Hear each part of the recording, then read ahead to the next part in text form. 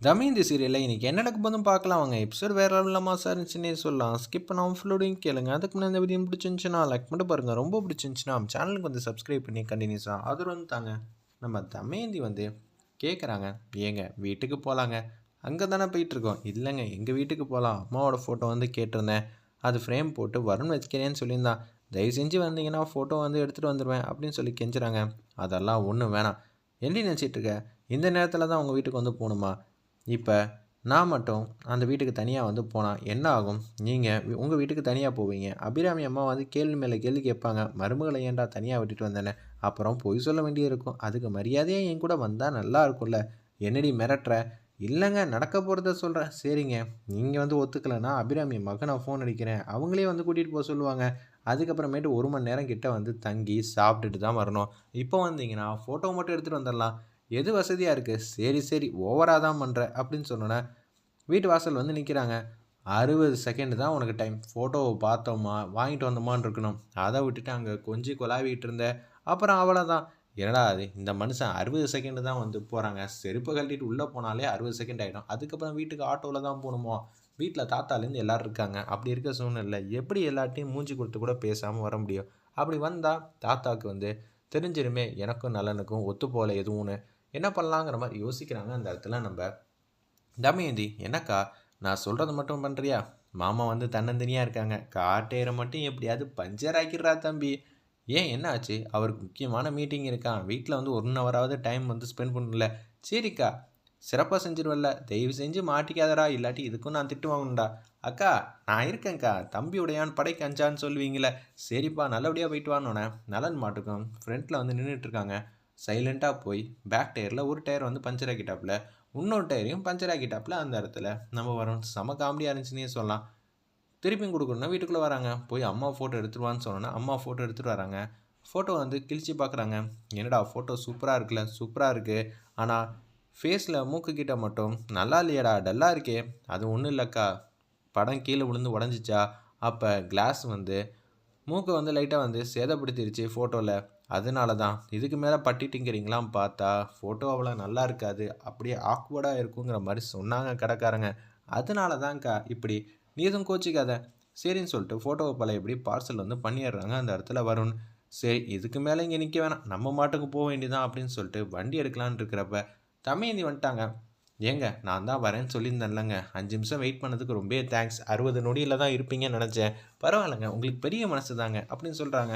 வண்டியை ஸ்டார்ட் பண்ணுங்கள், சீக்கிரம் வீட்டுக்கு போகணும், டைம் ஆகுதுல்ல அப்படின்னு சொல்லி தமயந்தி வந்து பெர்ஃபார்ம் பண்ணுறாங்க. வண்டி எடுக்க போறியா? இன்னும் 1 ஹவருக்கு நம்ம இங்கே தான் இருக்க போகிறோம், நானும் தம்பியும் சேர்ந்து கலாட்டா பண்ணிட்டோம்ல அப்படின்னு நம்ம தமயந்தி வந்து க்யூட்டாக அழகாக வந்து நினச்சிட்டு இருக்காங்க. வேறு லெவலில் மாசாக இருந்துச்சுன்னே சொல்லலாம் அந்த சீன்லாம். வண்டி ஏறி உட்காடுறாங்க. டயரில் வந்து ப்ரெஷர் கம்மியாக இருக்குங்கிற மாதிரி இண்டிகேட் பண்ணுது அந்த இடத்துல சென்சாரு.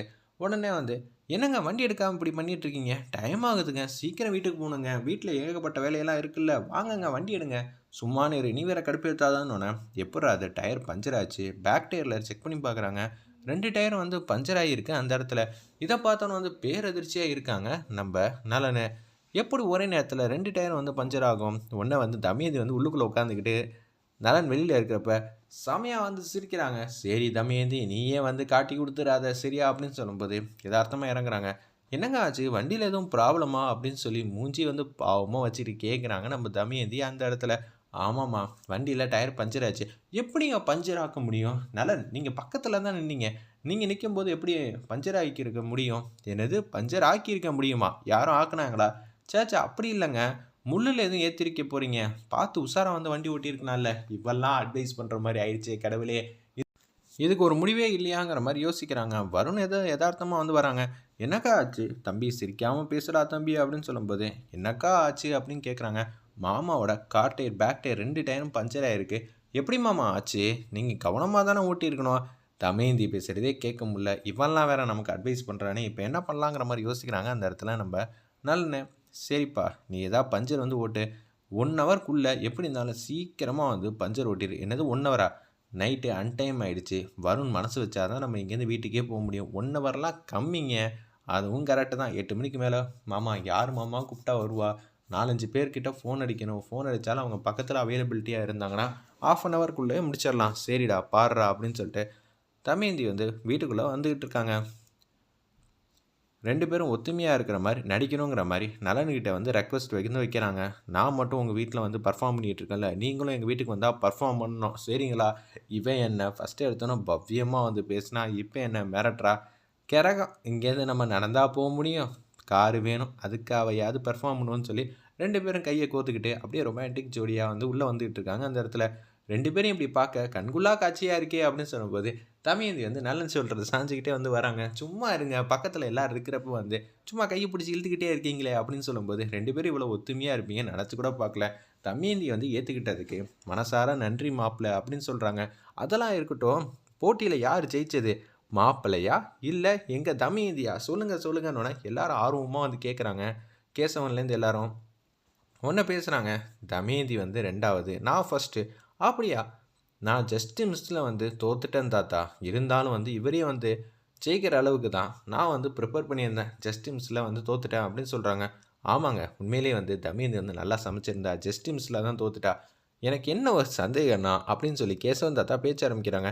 தமயந்தி எப்படி இருந்தாலும் ஜெயிச்சுருவாங்கன்னு தான் நான் நெனச்சேன். தமயந்தி டிஷ்ஷையே வந்து சைடுல வந்து தள்ளுற அளவுக்கு மாப்பிள அப்படி என்னதான் சமைச்சீங்க? நீங்க ஜெயிக்கலாம் வாய்ப்பே இல்லையே!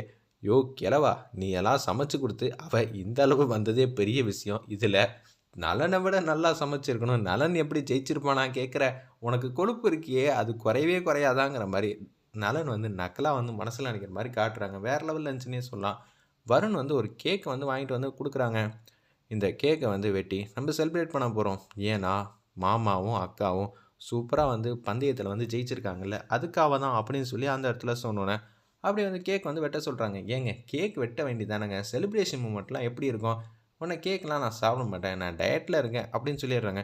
மாப்பிள சாப்பிடாட்டா என்ன? ஃபேஸ்ல வந்து அப்பி விட வேண்டியதானன்னு நாயகி பாட்டி வந்து சொன்னோனே, அப்படியே பெரிய பீஸா எடுத்து மூஞ்சி ஃபுல்லா வந்து அப்பிடுறாங்க அந்த இடத்துல.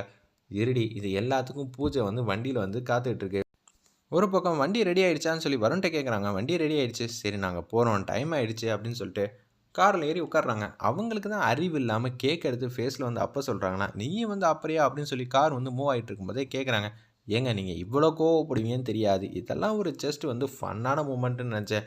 இந்த நலனுக்கு ஃபுட்ட வேஸ்ட் பண்ணா சுத்தமா பிடிக்காது. அது மட்டும் இல்லாம எவ்வளோ ரூவா கேக்? ரூ. 2000 கிட்ட இருக்கும். அத போய் என் வெட்கமே இல்லாம என் ஃபேஸ்ல வந்து தடவிட்டு இருக்க. நம்ம என்ன ஒத்துமையா வந்து இருக்கோம்?